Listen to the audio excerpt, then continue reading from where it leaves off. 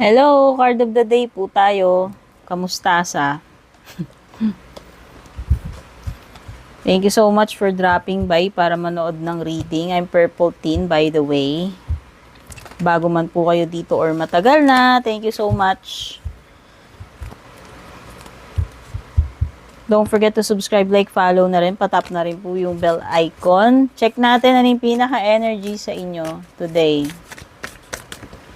Card of the day tayo.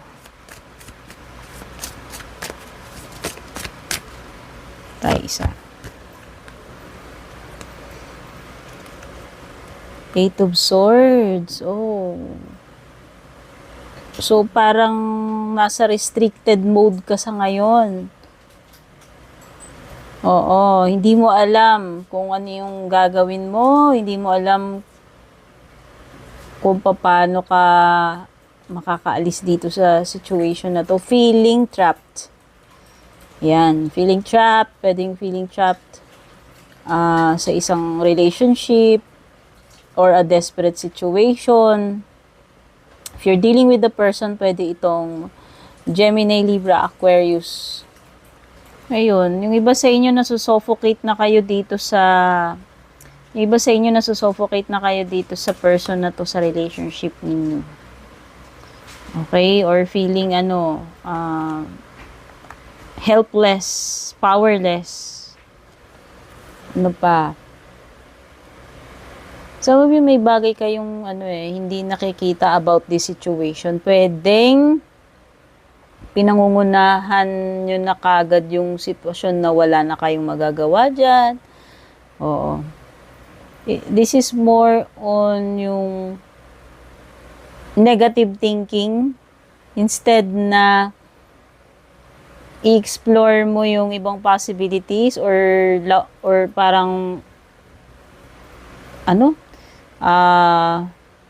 lawakan mo yung pangunawa mo. Kasi pwedeng iba sa inyo dito, iniisip nyo lang na ito lang yung way para makasurvive kayo or makakope kayo when in fact may iba pang paraan. Kumbaga nililimitahan ninyo kagad dahil sa negative thinking. Ibig lang sabihin nito, kung changes ang inaabangan mo, pwedeng wala pang changes. Ganyan pa rin yung sitwasyon mo, hindi ka pa rin makakaalis dyan. Okay?